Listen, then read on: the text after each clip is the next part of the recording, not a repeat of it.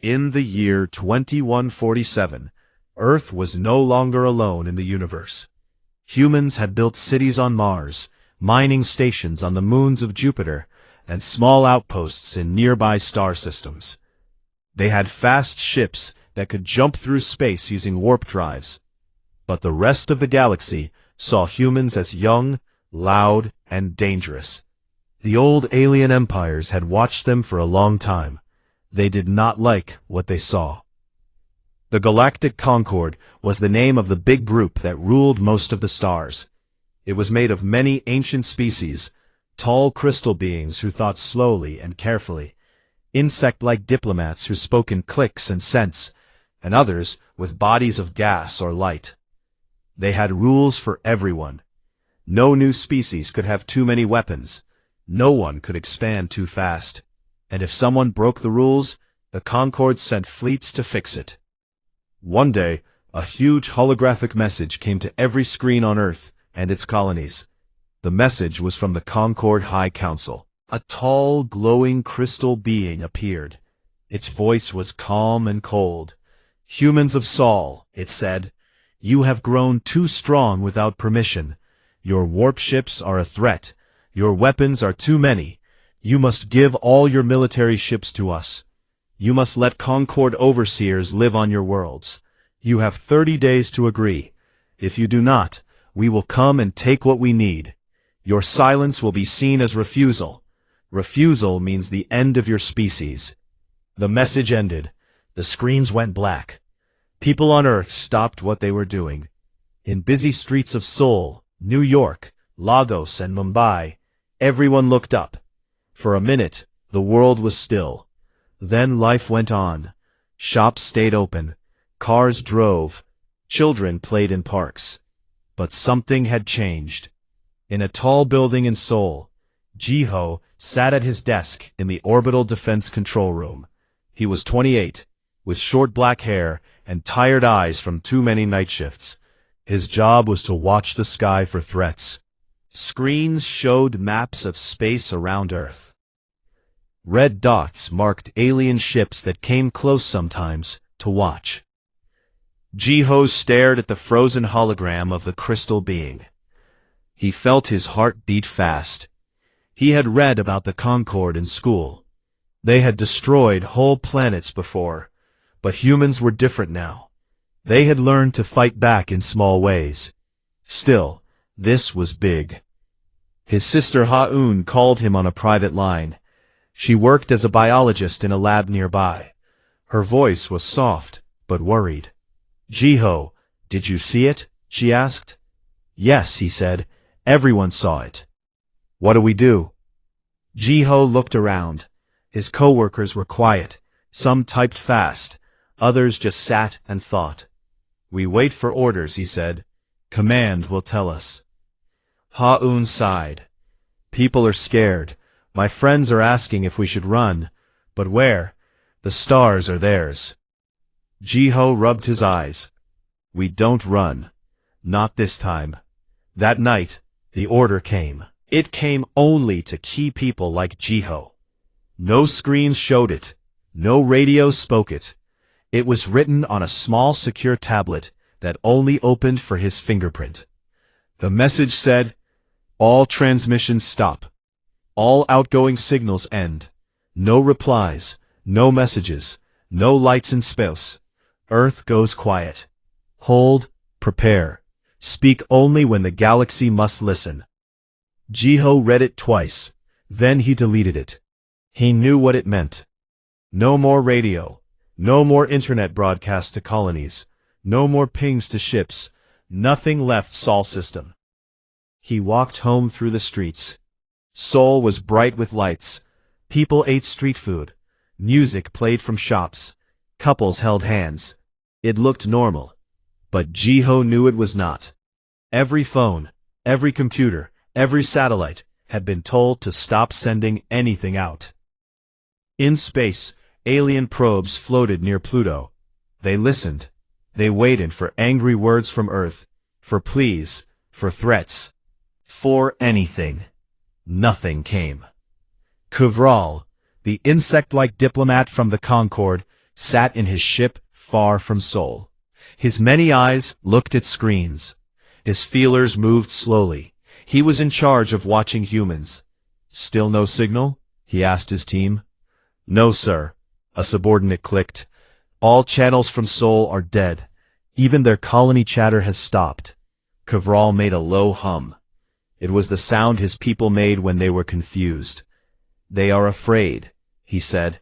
"They hide." But deep inside, he felt something strange. Humans were loud. They argued. They posted videos. They sent music to space for fun. Silence was not their way. He said to report to the council, "Humans have gone dark. No response to ultimatum. Recommend closer observation." The council answered fast. "Send more probes. Watch their cities. If they build weapons openly, attack early." Probes moved closer. They took pictures from high orbit. Cities looked busy. Factories worked. Trains ran. People walked in markets. No one ran in fear. No ships left Earth in panic. Kavral watched the feeds. "They act like nothing happened," he said. "This is not normal." On Earth, Jiho met Ha-un at their small apartment. They ate simple rice and kimchi. No TV, no music, just quiet talk. "Do you think they will come?" Ha-un asked. "Yes," Jiho said, "but not yet. They think we are weak because we are quiet." Ha-un looked out the window. Lights of the city glowed. "I talked to my team today. We are working on new things, quiet things, things that don't need signals." Jiho nodded. He knew about the labs. Hidden projects, weapons that did not explode with light, diseases made just for alien bodies, engines that hid better than before. "We are not sleeping," he said. "We are planning." Ha-un smiled a little. "Remember when we were kids? You always said if someone bigger picks on us, we wait. Then we hit hard." Jiho laughed softly. "I was small then. You still are," she teased. "But now the whole planet is with you." They finished eating. Jiho looked at his watch. It was time to go back to the control room. Before he left, he hugged his sister. "Stay safe," he said. "You too," she answered. "And Jiho, when we speak again, make sure they hear it forever." Jiho walked back through the streets. The city felt different now. Not scared, not angry, just waiting, like a coiled spring. In space, the alien probes kept watching. They saw lights, they saw movement, but no words, no waves, no challenges. Kavral stared at the blue planet below. For the first time in his long life, he felt a small cold feeling in his core. The humans were quiet, and quiet, he thought, might be worse than noise. Days passed, then weeks. The silence grew. The galaxy waited. Earth did not break. Jiho stood in the control room one night. A new screen showed the Concorde fleet gathering far away. Hundreds of ships, big ones, powerful ones. He turned to his friend at the next desk. "They think we gave up." His friend smiled. "Let them think that." Jiho looked back at Earth on the monitor. It spun slowly, beautiful, peaceful. But under the peace, something was building. Something unstoppable. The day Earth went quiet had begun, and the galaxy would soon learn what it really meant. Months passed after Earth stopped talking. The silence did not break. Not one word left the Sol system. No angry shouts, no scared cries for help, no clever tricks on open channels. Nothing. Far from Earth, in the huge Concorde command station called Nexus Prime, the leaders watched and waited. Kavral stood in the observation dome. His 6 legs clicked softly on the smooth floor as he moved from screen to screen. The dome was made of clear crystal. Stars shone bright outside. Below him, holographic maps showed the Sol system like a dark spot in space. "Still nothing?" Kavral asked. A younger insect officer answered with quick clicks. "No transmissions, sir. Not even background noise. Their colonies are quiet too. No ships moving out. No messages between planets. Kavral's feelers wave slowly. Humans are not quiet creatures. They talk. They argue. They sing to empty space. This silence. It feels wrong. The crystal being Vexlar floated nearby. His body glowed soft blue. He spoke in a deep, slow voice that echoed like wind through caves. They are in shock, Vexlar said. They know they cannot win. They hide and hope we forget. Kavral turned his head. You really believe that? Vexlar's light dimmed a little. I believe facts. Their fleet is small. Their weapons are new. They have no allies. Silence is their only defense. But Kavral was not sure. He had studied humans for many cycles. They were strange. When cornered, they did not run. They changed. They found new ways. Sometimes those ways were terrible. He ordered more spies sent in. Small drone ships slipped past the edge of Sol. Some landed quietly on human colony worlds. Others hid near Earth itself. The spies watched. They expected chaos, riots in streets, people packing ships to flee, leaders fighting each other. Instead, they saw calm. On a mining colony called New Busan, workers dug ore, like always. They ate together in big halls.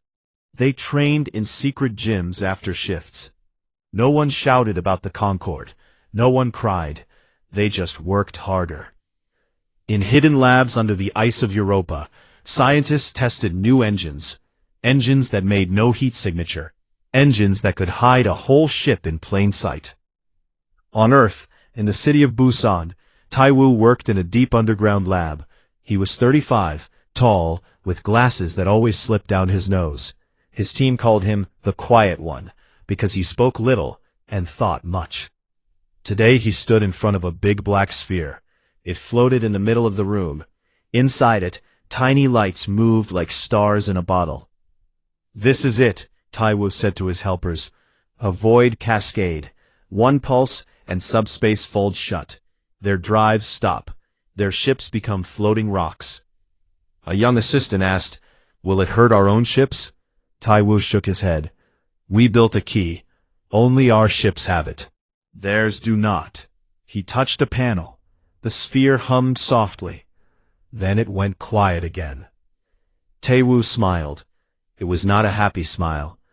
It was the smile of someone who knew the end was coming for someone else. In space, Min Jun commanded the stealth cruiser Hainul. The ship was long and thin, painted black. It had no lights on the outside. It moved like a shadow between asteroids. Min Jun was 42. His face had lines from years of hard choices. His executive officer was Se-Yoon, a sharp woman with short hair and quick eyes. She stood beside him on the bridge.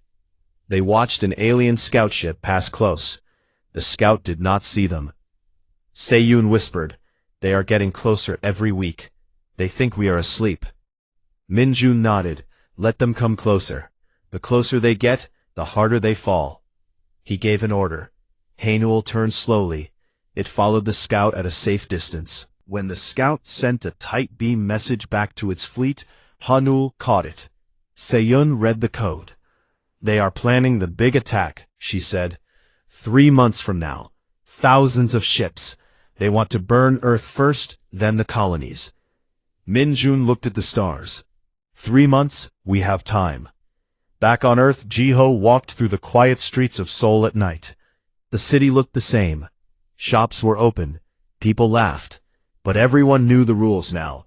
No off-world calls, no posts, no signals. He met Hyun at a small park. They sat on a bench under a tree. No one around them spoke loud. Hyun handed him a small box. Inside was a new kind of virus sample. Tiny, invisible, made only for insect biology. For Kavral's people, she said. It does not kill. It confuses, makes them see things that are not there, makes them afraid. Jiho took the box carefully. You are sure it will not hurt humans? Very sure, Hyun said. We tested it. Many times. Jiho looked up at the sky. He could not see stars because of city lights. But he knew alien eyes were watching. They think we are weak because we are silent, he said. Haun nodded. Silence is not weakness. It is time. Time to build. Time to plan. Time to become something they cannot stop. In the Concorde station, new reports came in. Spies sent pictures. Cities worked normally. Factories ran day and night. People trained in groups. Ships moved inside the system, but never left. Vexlar looked at the images. His glow turned colder. They prepare, he said. But they do not run. They do not beg. Kavral clicked his mandibles. I told you, this is not fear. This is waiting. An old record came up on the screen. It was from many centuries ago. A small human world had gone quiet before a war. Then one day that world struck back. Whole fleets vanished. Empires shook. That was different. They were fewer then. Kavral answered. Fewer, yes, but the same people, the same minds. The council met. Voices argued. Some wanted to attack now. Some wanted to wait and see. In the end, they chose war. A message went out to all Concorde fleets. Gather at the edge of Sol. Prepare for total annihilation. Earth has chosen silence. We will give them eternal silence. Ships began to move. Big dreadnoughts, fast raiders, living ships made of bone and crystal. Thousands of them. They formed a wall of metal and light across the stars. Kavral stood in his ship again. He looked at Earth, small and blue in the distance. He spoke to no one. What are you planning, humans? What hides in your quiet? On the Hanuel, Minjun received the news. The armada was coming. He looked at Seiyun. They think numbers will win. Seiyun smiled. Numbers mean nothing when your feet cannot move. Minjun gave the order. All ships, go deeper into hiding. Train harder. Test the new weapons. The day is coming. On Earth, Taewu finished the last test. The Void Cascade worked perfectly. One button, one pulse, the end of their travel. Jiho stood in his control room. Screens showed the enemy ships moving closer. He spoke softly to himself. You wanted our answer. You will get it. Ha-Un worked late in her lab. She looked at the virus vials. Each one had a name. Kavral strain, Vexlar strain, others for other species. She whispered, We did not want this, but you asked for it. The silence continued, stronger now, deeper. The galaxy watched Earth like a sleeping beast. They did not know the beast was awake. They did not know it had teeth, and claws, and a plan. Months had passed. The quiet had grown. Soon, the quiet would end. And when it did, the galaxy would never forget the sound that followed. The Armada arrived at the edge of the Sol system on the exact day the Concorde had promised. Thousands of ships filled the dark between the stars. Dreadnoughts the size of small moons. Swarms of fast attack craft. Living vessels that pulsed like hearts. Crystal spires, insect hives, gas clouds held in magnetic shells. All of them pointed at one small blue planet. From the bridge of the flagship Eternal Harmony, Vexlar watched the view screen. His glow was bright and steady. He felt no fear, only certainty. Open all channels, he ordered. Send the final demand. A signal burst out across every frequency humans had ever used. It reached Earth, Mars, the moons, the distant colonies. The message was short and clear. People of Sol, your time is over. Surrender now. Give us your ships, your worlds, your future, or we erase you. This is your last chance to speak. Every alien station, every spy drone, every listening post waited for the human answer. Silence. Not one reply, not a whisper, not even static. Vexlar turned to Kavral, who stood beside him on thin legs. They have nothing left to say. Kavral's feelers moved slowly. Or they choose not to say it yet. Vexlar ignored him. He gave the order. All ships, advance. Weapons hot. Target the main population centers first. Show them what happens to those who refuse the Concord. The armada moved forward like a slow tide. Engines glowed. Shields shimmered. They crossed the orbit of Pluto. Then Neptune. Then Uranus. Closer.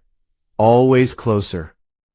On Earth, in the deep bunker under Sol, Jiho stood in front of a wall of screens. His hands were steady. His face showed no panic. Around him, men and women in uniform watched the same feeds. Red dots covered the map. Thousands of them.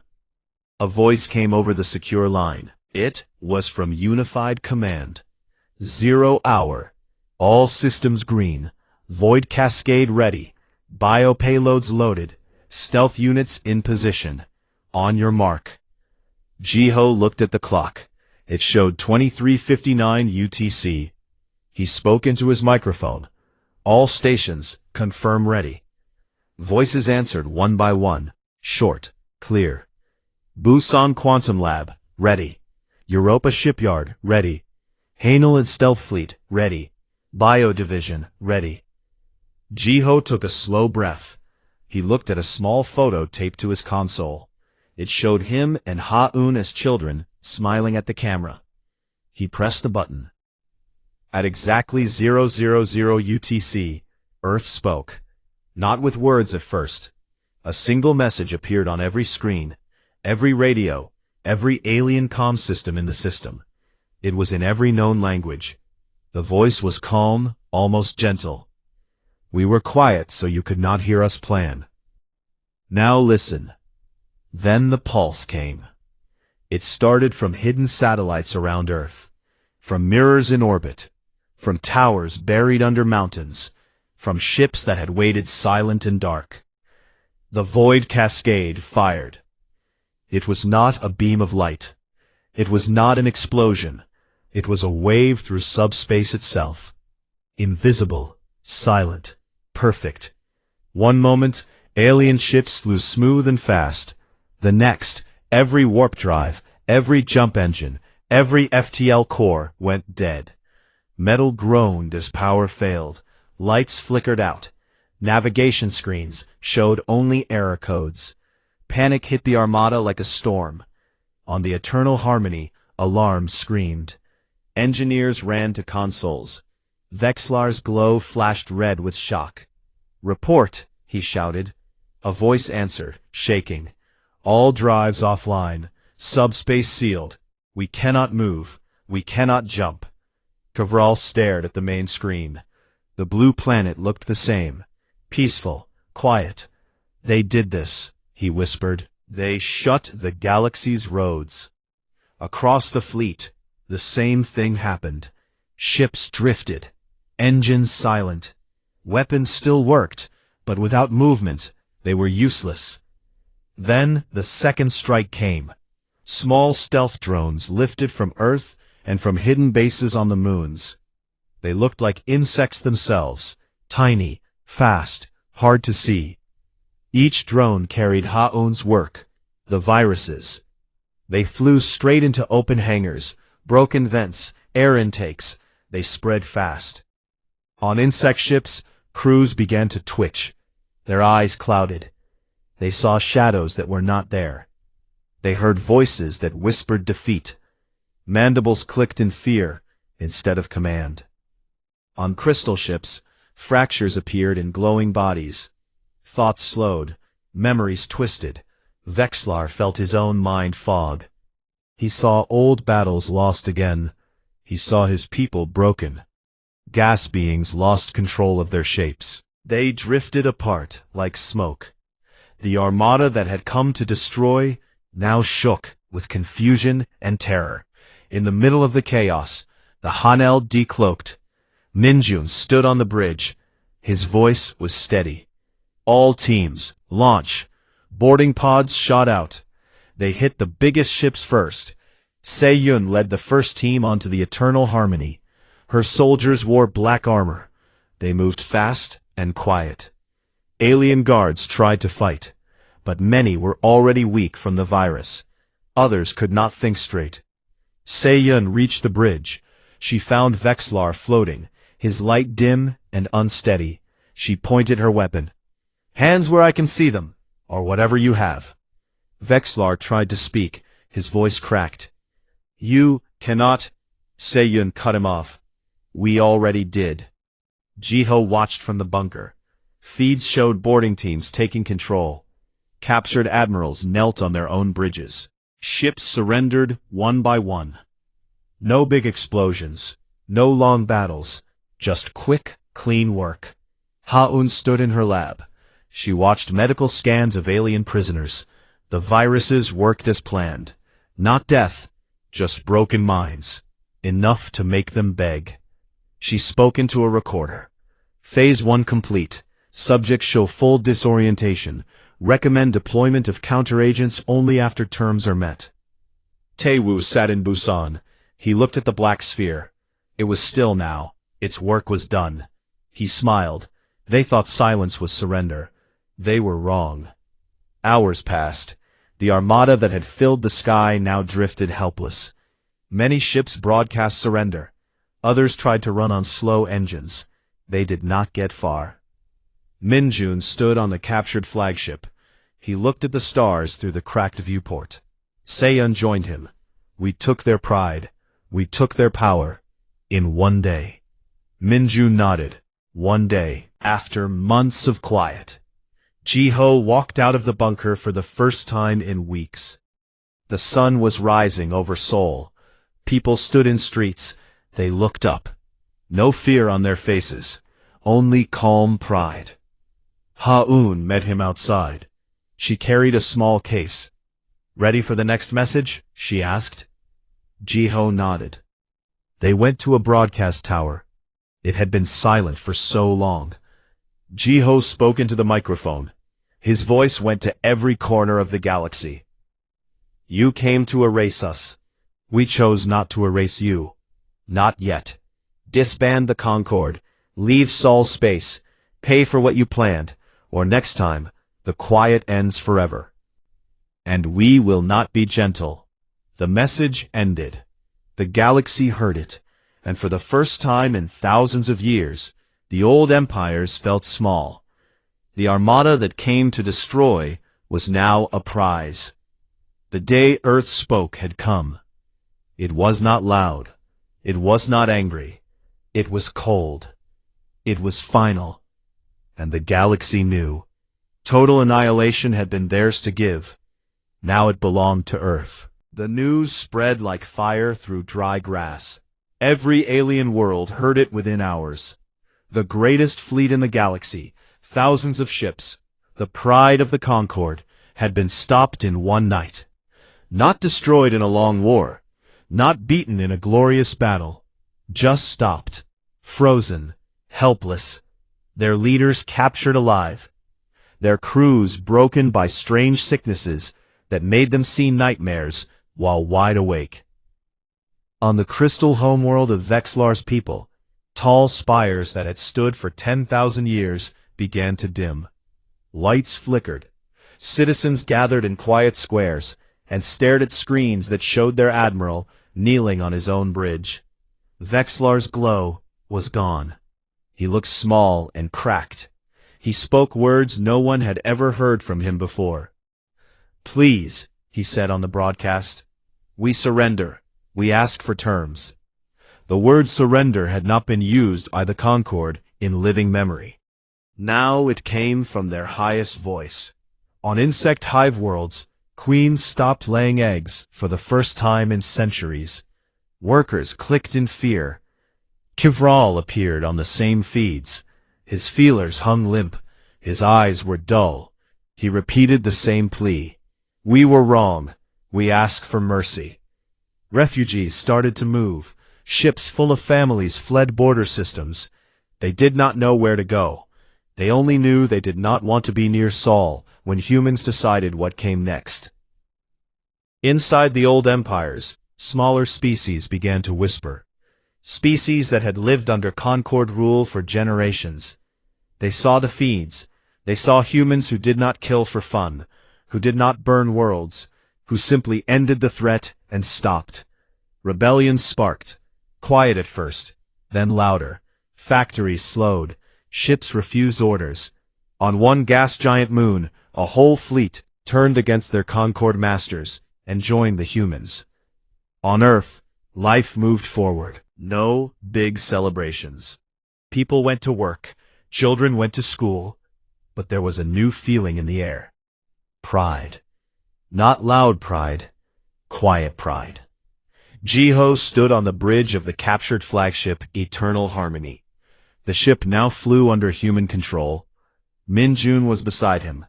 So-yoon checked the new crew, alien prisoners who had chosen to help rather than face the virus again. Jiho looked out at the stars. They thought we would beg, he said. Min-jun answered, they thought wrong.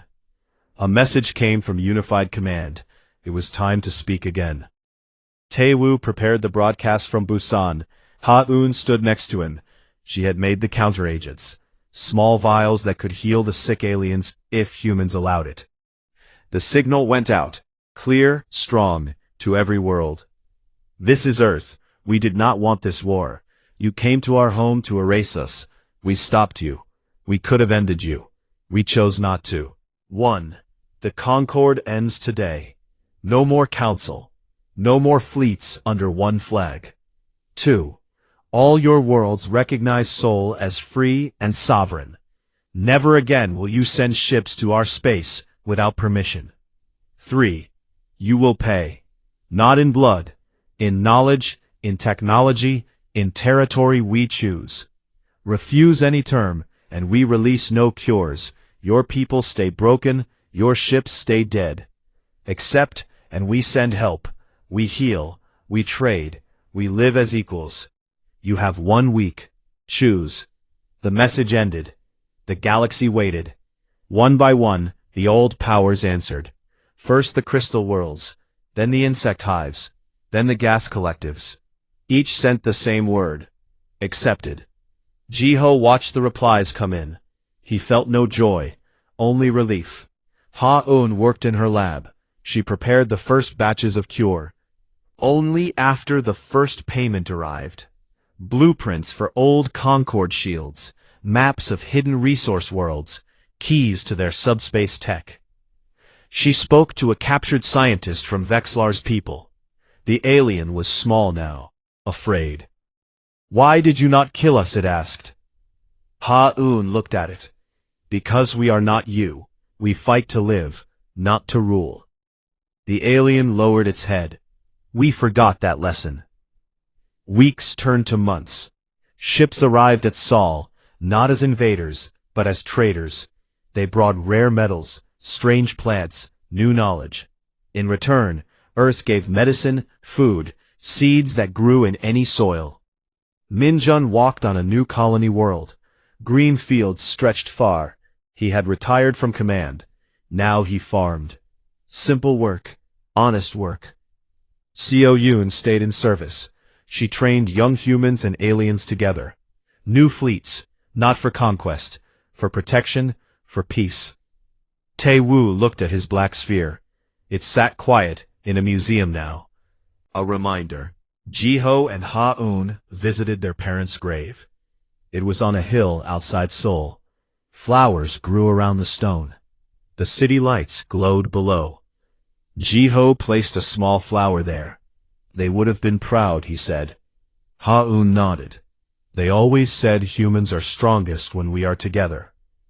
They stood in silence for a long time. Far away on a distant station, Kovral sat in a small room. He was no longer a diplomat. He was a teacher now. He taught young ones from many species about the day Earth went quiet. He told them the story without anger, without hate. They were not loud, he said. They were patient. They planned in silence. When they spoke, the old order ended. The students listened. Some were human, some were crystal, some were insect. They all listened. One small crystal child asked, "Will it happen again?" Only if someone forgets the lesson. Back on Earth, Tae-woo stood on a rooftop in Busan. Night had fallen. Stars filled the sky. A new signal came. From a species no one had met before. Far away. Tentative. "Hello," it said. "We heard what happened. We wish to talk. As friends." He answered with one word. Hello. The galaxy had changed. Old empires were gone.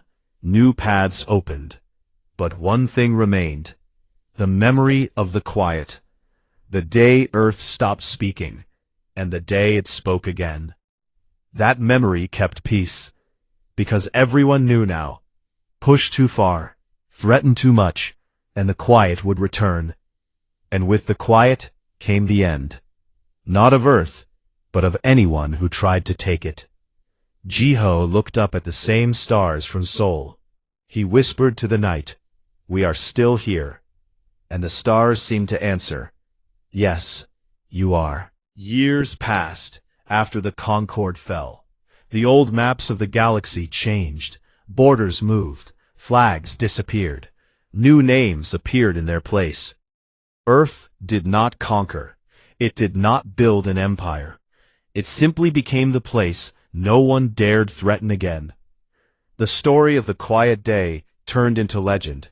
Alien parents told it to their children at night. Once, they said, a young species from a small blue world went silent. They did not shout. They did not beg. They waited. And when they spoke, the greatest power in the stars broke like dry wood.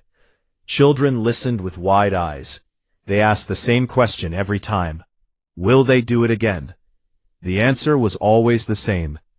Only if someone is foolish enough to try. On Earth, life returned to normal, in the best way. Cities grew taller. Farms became greener. Ships flew farther, but always with care. No one bragged about the victory. No statues rose in every square. People remembered quietly. They helped each other more. The lessons stayed deep inside everyone. Jiho lived in a small house near the sea now. He no longer worked in the control room. He taught young engineers instead.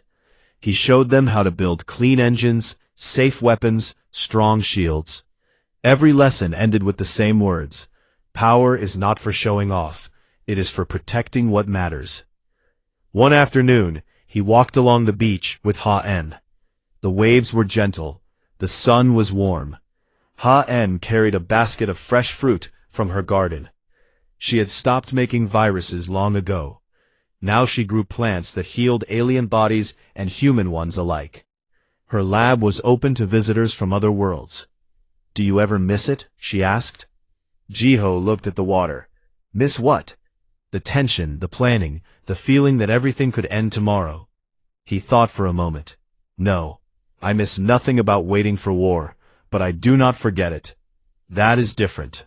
Good. Forgetting would be dangerous. They sat on the sand. A small alien child ran past with human friends. The child had soft crystal skin that caught the light. The human children laughed and chased waves. No one stared.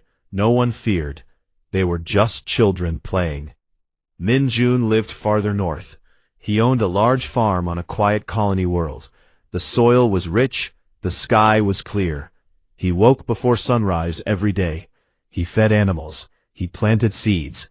He repaired fences. Simple things. Things that made sense after years of command. One evening a young pilot visited him. The pilot had just finished training under Seyun. He wanted to hear stories from the old days. Min-jun poured tea. What do you want to know? The pilot asked. Was it really as easy as the stories say? Min-jun laughed softly. Easy? No. We worked in silence for months. We built in secret. We tested until our hands bled. When the moment came, it looked easy, because we were ready. That is the only secret. The pilot nodded. They teach us that now. Prepare in quiet. Strike only when needed. Min-jun looked at the sunset. Good. Keep teaching it. Seo-yun still wore her uniform. She led the new joint academy. Humans and aliens learned together. They flew the same ships. They studied the same stars. She was strict, fair. Her students respected her. They called her the Shadow, because she had once commanded a ship no one could see. One day, a crystal student asked her, "Why did humans not destroy us when they could?" Seo Yun looked at the young one. "Because destruction is easy. Living together is hard. We chose the hard path." The student thought about that for a long time. Taewoo stayed in Busan. He worked in a small office now. No more black spheres, no more secret labs. He designed better power sources, cleaner energy, things that helped everyone. He kept the old sphere in a glass case in his home. Visitors sometimes asked to see it. He let them. He told them the truth. It was never about hate. It was about survival. One night, he stood on his balcony. The city lights were bright. The stars were brighter. A new message arrived from far space, a species no one had met before. Their signal was careful, polite. "We have heard of Saul. We come in peace. May we approach?" Taewoo answered himself this time. He spoke clearly into the transmitter. "Hello, welcome. Come slowly. We will meet you halfway." The message went out. Earth answered. Not with silence, not with threats, with one simple word, and the galaxy felt safe because of it. Jiho and Ha-hoon visited their parents' grave again. The hill was covered in flowers now. The stone had new words carved below the names. They lived free. They left us free. Ha-hoon touched the stone gently. "They would like this world," she said. Jiho nodded. They would. They stood together as the sun set. The city below glowed softly. Ships moved in the sky like quiet stars. No alarms, no fear, just life. Far away on a rebuilt Concord station now called Harmony Gate, Kivral worked as an archivist. He no longer gave orders. He kept records. He wrote the true story of that day. No lies, no excuses. He ended his last page with these words. "They went quiet. We thought it meant weakness. It meant strength, the deepest strength, the kind that waits, the kind that plans, the kind that ends empires without joy, only necessity. Let no one forget." He closed the book. Outside, ships from many worlds docked, traders, scientists, friends. The quiet had ended long ago, but its echo remained. A warning, a promise. Earth was still here, and it would stay, forever. The galaxy turned, stars burned, life continued, and somewhere, in the deep of space, a child asked again, "Will the quiet come back?" The parent answered softly, "Only if someone forgets."